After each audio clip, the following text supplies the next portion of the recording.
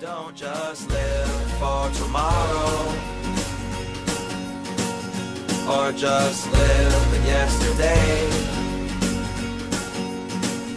Just be glad for all you have that's in today. Hey everyone, Connie here, and welcome to my blind reaction to Doom Patrol, episode 9. So last time we had a street, named Danny. And we got to meet the denizens of the street, including morally corrupt. It was a really fun episode, a really good episode with a lot of great representation in it, plus a really good Kelly Clarkson song. I really liked the growth that it showed for multiple characters, and it was mentioned in the comments that I forgot to mention something specifically in the afterthoughts and even during the reaction last time. The fact that Larry, after they were teleported back to the mansion at the end, was holding the mic and singing for a second before he realized what was going on, showing that he had overcome his, I guess you could say, stage fright that we saw earlier in the episode. I very much did notice. I just didn't say anything. There was a lot going through my head at the time, so it just didn't, I guess, cross my mind to mention it, to bring it up.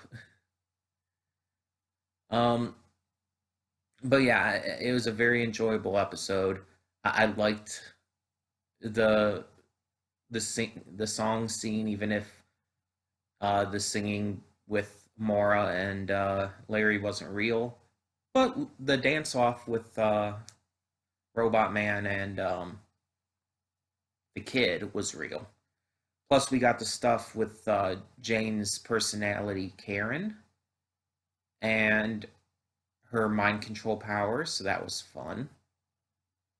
And Karen was apparently brought back into kind of I forgot what it was called, the area they all live within Jane's mind. There's actually a name for it, and I can't remember it. But it seemed to leave Jane like almost like an unresponsive, almost comatose state. So it kind of comes across like Karen was pulled in, but another personality wasn't put out to take her place. So I'm wondering what that's going to mean. And what's going to happen with Jane going forward. But yeah, either way, I'm excited to find out what's going to happen next. The series continues to impress me. And hopefully it doesn't stop. So we have like what, 6 episodes left, including this one, because there's 15 episodes in the season, which is a really weird number. I think I talked about that before, but like I've seen seasons be like 8 or 9 episodes on Netflix and stuff. Um, Even 10 episodes, and being around the length of 12 or 13 is fairly normal. But 15? It's just an oddly specific number. And I guess it kind of keeps it like right in between 10 and 20. But it's like, again, it's just weirdly specific. Oh, excuse me. Um, but yeah, I mean, either way, I'm hoping to continue to be impressed. So we're just going to get on with this and hope for the best. So when the screen fades to black, pause this redirect and go to the description below. Follow the link to the reaction, and after you watch it, come back here to the redirect and resume play. Because after it fades to black and then fades back in, everything from that point forward will be my afterthoughts and will contain spoilers to the episode.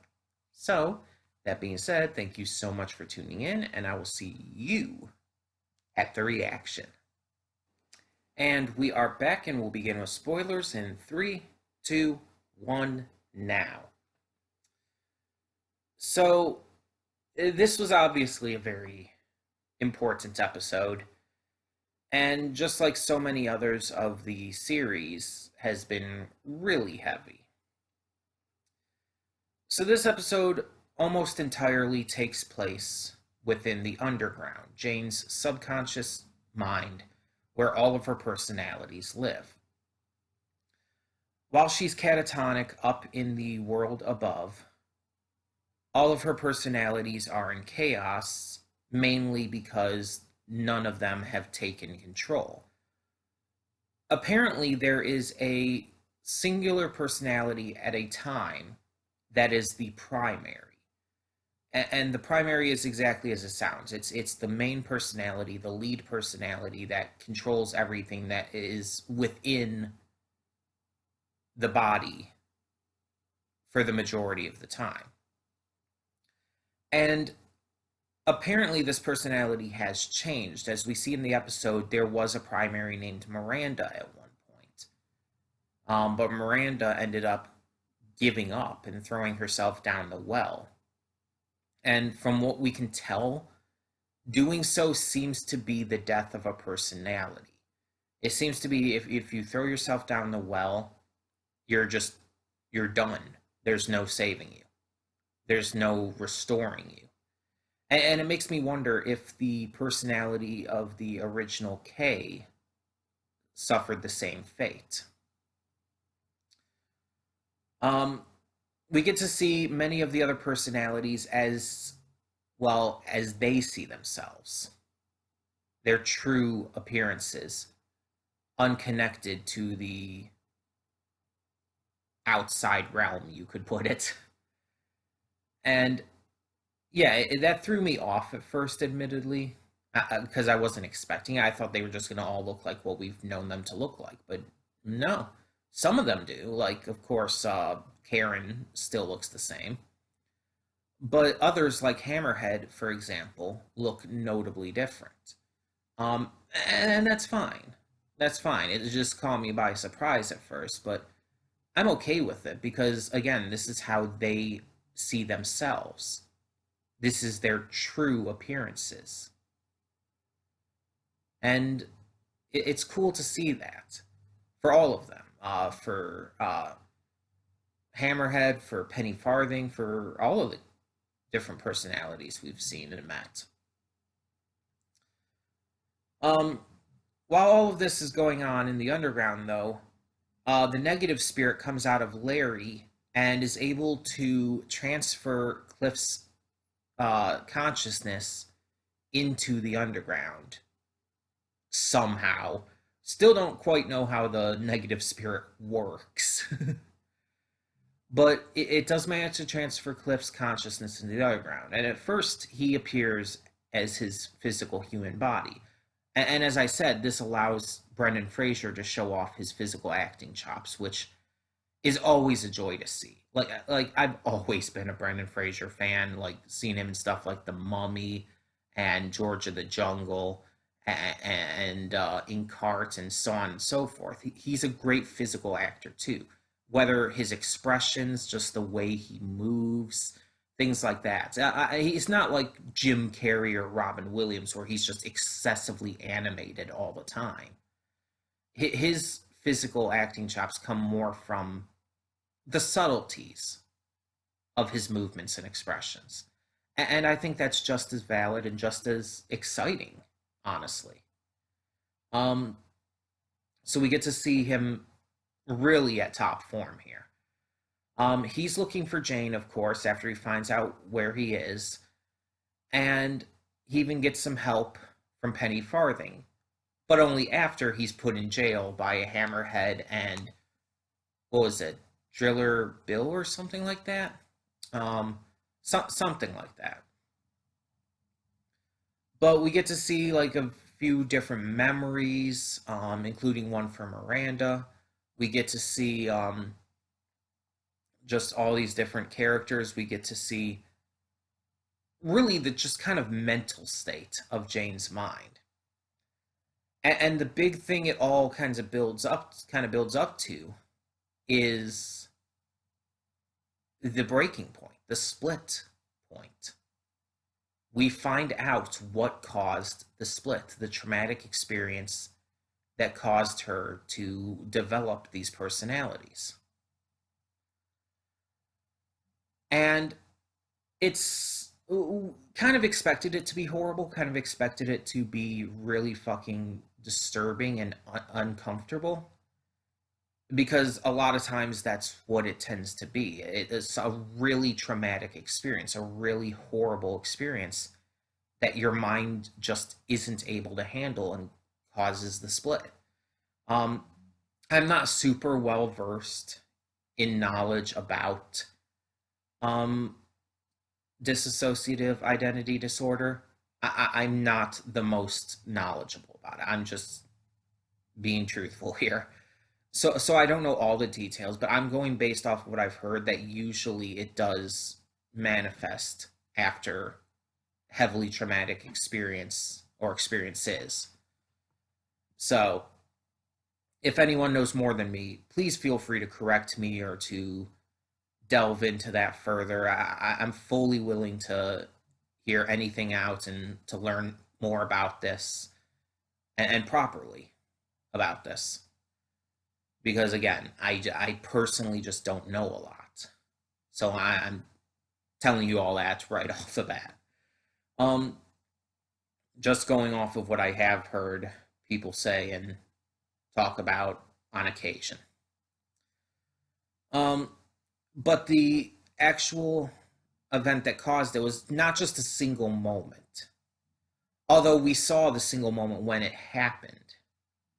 Well, pretty much basically the straw that broke the camel's back, the last straw, the thing that really just solidified it. But we got to see kind of like the gist of what had been going on. J Kay's father, you could say, um, was clearly abusive, and not just in terms of like verbally or mentally or even physically, but sexually abusive. It made it very clear that he was raping her. I think it's pretty clear as well that it wasn't just a one time thing, that it was continuous. Maybe not every day or anything, but it was a continuous thing. And we saw that last moment with the puzzle, when she was trying to put together the puzzle and everything, and he was like, you can finish the puzzle later or whatever he said. It's like, let's hurry before mom gets home or whatever. It's that is why the puzzle pieces were a trigger for her back at the other place where the old Doom Patrol were, and we get to have true like realization of that the puzzle is so traumatic to her because it's the moment that caused her break. It's again the last straw of this abuse that caused her to break. And we don't know what happened after that, and we don't know what happened when she did split, when that first happened. But either way, it's like it's still horrible and it's still fucked up just to imagine a poor girl going through shit like that. And the worst part is that it's a real thing. This does happen, unfortunately. There are people out there who sexually assault their children. And it's one of the most fucked up things you could do. I mean, sexual assault in general is super fucked up. But to your own children?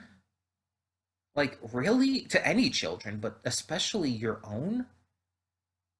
When they're supposed to trust you and see you as someone to look up to and that cares about them, and you're going to betray that trust? You're going to betray just that love that they have for you and treat them like that, that's really fucked up.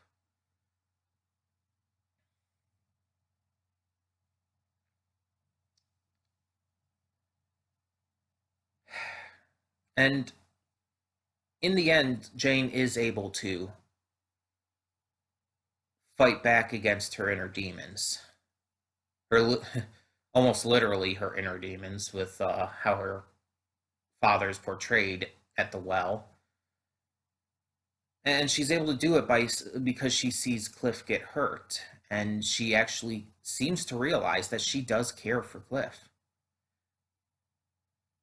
And so she fights back against the image of her father that had been haunting her, and it doesn't seem like it's gone for good. At the end, we hear the line repeat in her head again as she's back in the real world, laying on the bed after having faced the demon. So, and I think that's actually the best decision that they could have made here, because trauma like that isn't just going to go away. It's not going to get better just from one victory like that. That's not how trauma works. That's not how most things work. It's like you're not going to just get over something like that easily.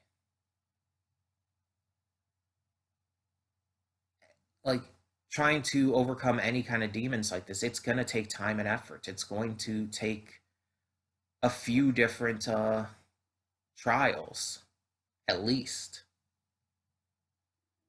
And that's fine. That's normal. And it's going to be hard. And that's one of the things Jane was worried about. The chaos and pain and sorrow and everything on the surface. The things she was running away from, the things she was scared of, that she couldn't face. I think now she's going to be able to face them better. And I think she's also going to grow closer to Cliff because of all of this.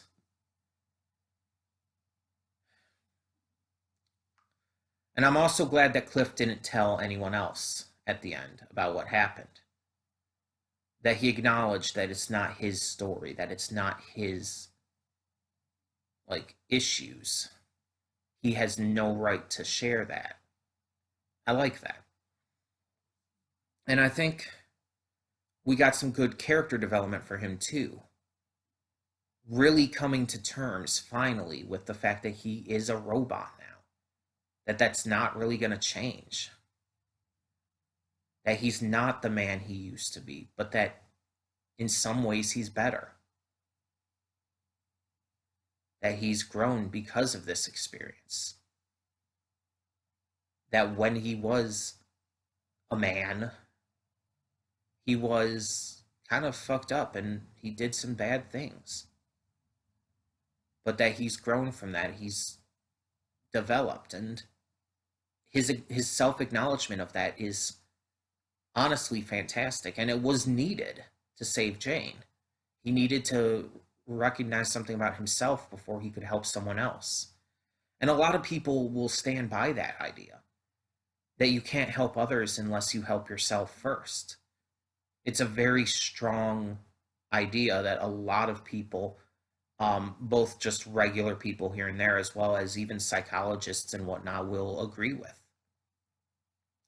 And I've always kind of been on the fence with that kind of thing because it's not a one size fits all solution. Not everybody's the same, and sometimes people are actually better if they don't confront their own issues like that. But like I said, it's not a one size fit all situation because people are different. And in the end, that's fine. In the end, that's completely fine. And I'm fine with them doing this here because for some people that does work. And that works exceptionally well. And I'm glad it worked for Cliff here, so he could save Jane. Um, and that's pretty much all this episode was. Like, we didn't really get anything else. And again, I'm fine with that because it's what this episode needed to be.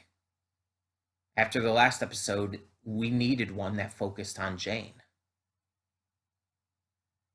And I'm glad we finally got one. So, yeah, another really good episode that touched on really heavy subjects and did so pretty damn well.